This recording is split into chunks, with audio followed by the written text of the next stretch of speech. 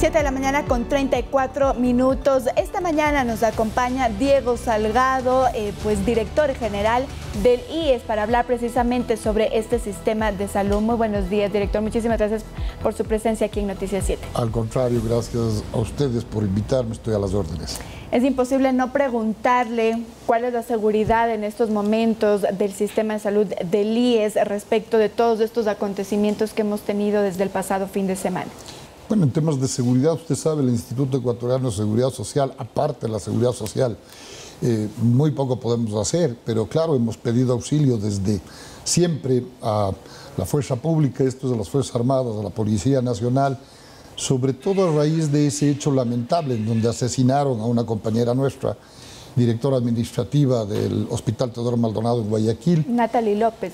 Así es, Natalie López. Entonces, desde esas épocas hemos pedido auxilio a la fuerza pública para que nos ayude por lo menos en los alrededores de estos hospitales que desgraciadamente están en zonas peligrosas, en ciudades peligrosas. Lamento muchísimo lo que ha sucedido, por ejemplo, en Esmeraldas. Ayer tuvimos que tomar medidas extremas, como por ejemplo la dirección provincial del IES en Esmeraldas, tener que a nuestros servidores ponerles a buen recaudo, permitirles que trabajen desde la casa. Por suerte, de alguna manera, no hay mal que por bien no venga. La pandemia también nos ayudó a utilizar la tecnología. Entonces, lo que esté en nuestras manos tenemos que hacer. El hospital no puede cerrarse, tiene que seguir trabajando a pesar de todos los riesgos que existen, pero seguimos atendiendo. Pero, digamos, hay esta solicitud, pero entonces ha habido también respuesta de parte de Policía Nacional. ¿Hay resguardo en algunas casas de salud pertenecientes al IES? No puedo decir que hay resguardo de parte de la seguridad pública. Sí hubo o ha habido en momentos específicos, sobre todo alrededor del Teodoro Maldonado Carbo en Guayaquil, pero lógicamente si tenemos un estado de emergencia en 3, 4, 5 provincias del país desde ayer, muy difícil que nosotros podamos acudir a la fuerza pública. Estamos con la seguridad privada, que nunca será suficiente, por desgracia. Sin embargo, esperemos que sobre todo los centros de salud sean respetados, porque obviamente no podemos cerrar las puertas. Tenemos muchos pacientes en todas las 101 unidades médicas que tiene el Instituto Ecuatoriano de Seguridad Social en todo el país y que tenemos que seguir atendiendo a pesar de los riesgos. Pero que eso quede claro, porque había especulaciones que incluso uno no puede ir a hospitales en Esmeraldas.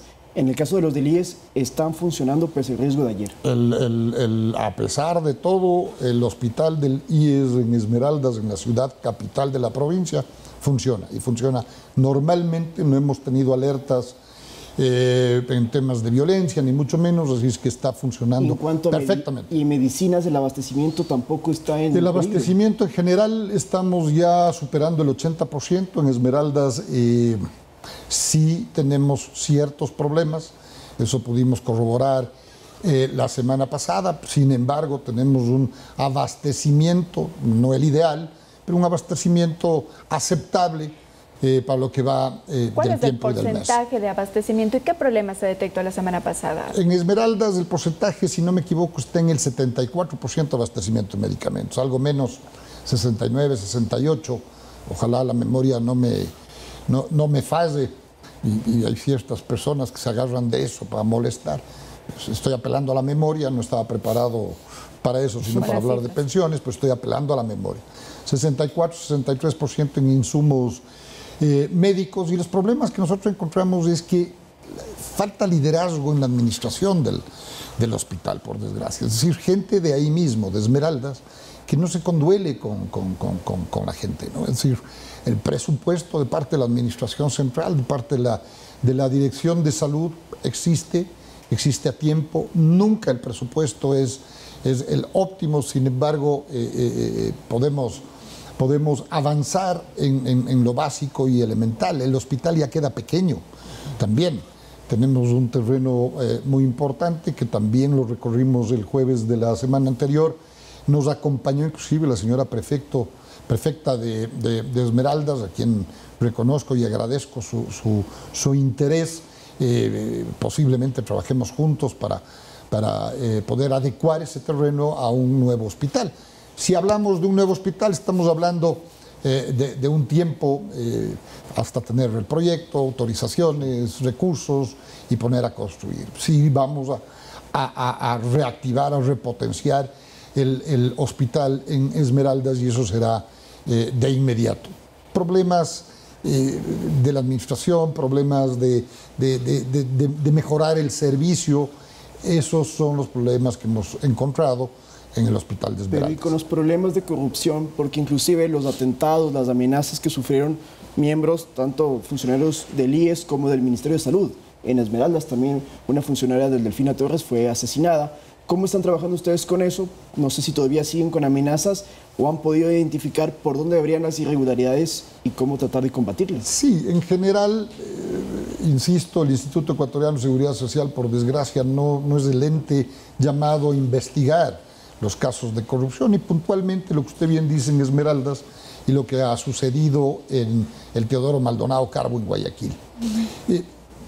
Digamos, sospechamos, tenemos fuertes sospechas de que el móvil del asesinato a Natalie fue porque ella y la administración de ese momento, el Teodoro Maldonado, estaba poniendo en orden y estaba cortando justamente esta manipulación y la pretensión de organizaciones que estuvieron acostumbradas en el pasado a presionar para poder conseguir contratos en la seguridad social, en caso específico Teodoro Maldonado, y entiendo que algo similar en el hospital de Esmeraldas, pero eso se ha cortado.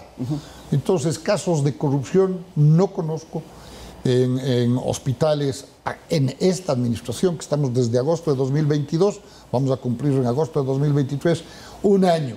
Hubo alguna prensa escrita. En Durán, ¿qué ocurrió? Me exacto, parece que pusieron un titular de que otra vez corrupción en el Instituto Ecuatoriano de Seguridad Social, y cuando leemos la nota se trata de un informe de Contraloría de 2018. De 2018 y termina en julio de 2022, un mes antes de que llegue esta administración.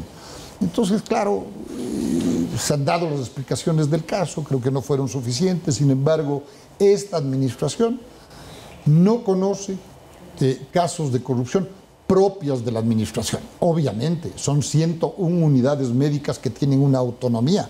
Son los hospitales los que adquieren los medicamentos, los que compran los insumos, los que contratan el mantenimiento y los que contratan, qué sé yo, el mantenimiento también de máquinas para la salud.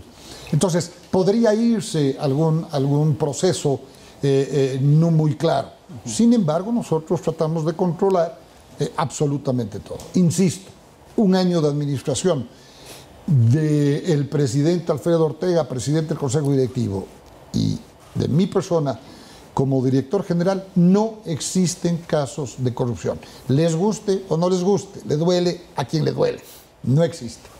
Bien, y ahora entonces sí entremos en materia de la propuesta de reformas al IES, sobre todo en pensiones.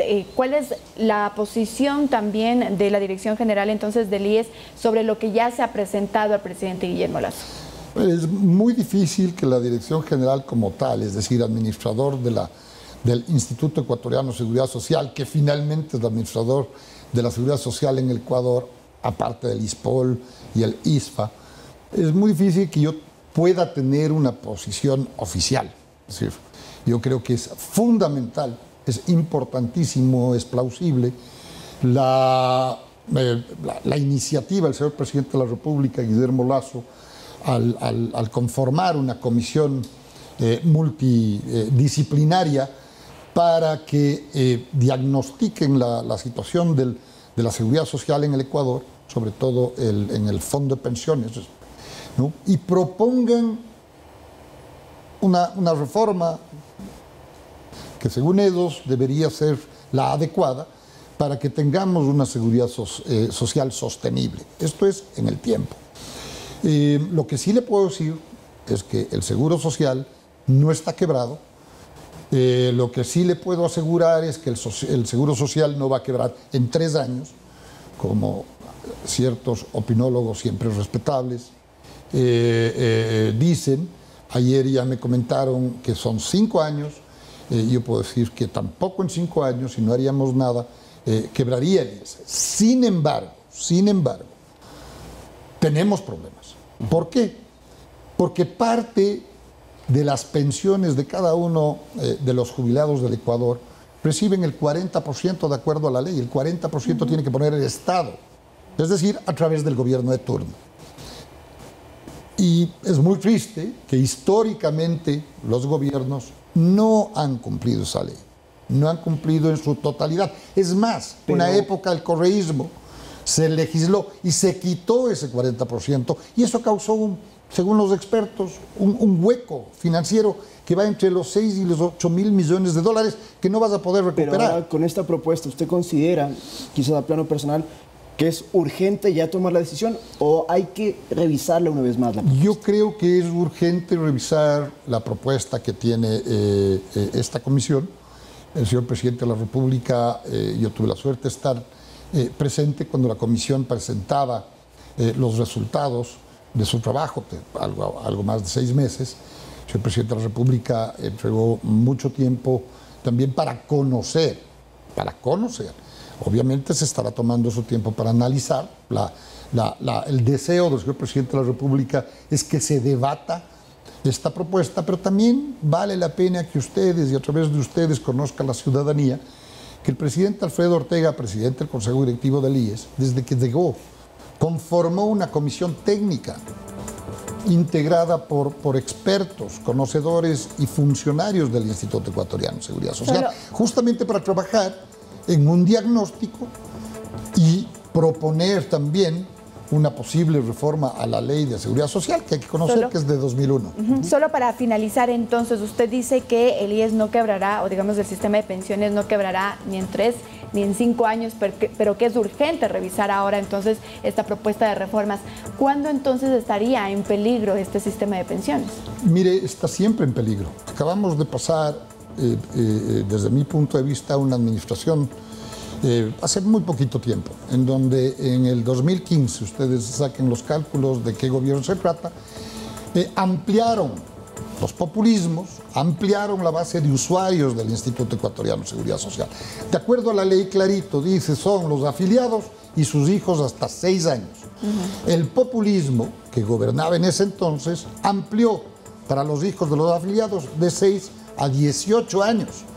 Eso causa un déficit anual de 250 millones de dólares. Entonces, Dios no quiera, venga un gobierno similar, populista, y siga no administrando, sino haciendo flores, perdón la expresión, con los recursos de los afiliados. Entonces, claro, si tenemos una administración normal, como existe ahora, una administración transparente, una administración responsable, que lo único que pretende es dejar en orden las cuentas desordenadas del Instituto Ecuatoriano de Seguridad Social, si vienen a reinar en el desorden como lo hicieron, por supuesto, la seguridad social puede quebrar el próximo año. Sí, yo estoy hablando de lo que pasaría con nosotros. Que es urgente una reforma, urgente una reforma. Ustedes son muy jóvenes, a mí me toca la siguiente, capaz que yo llego. Pero si no hay una reforma, capaz que ustedes nos lleguen. Muy bien.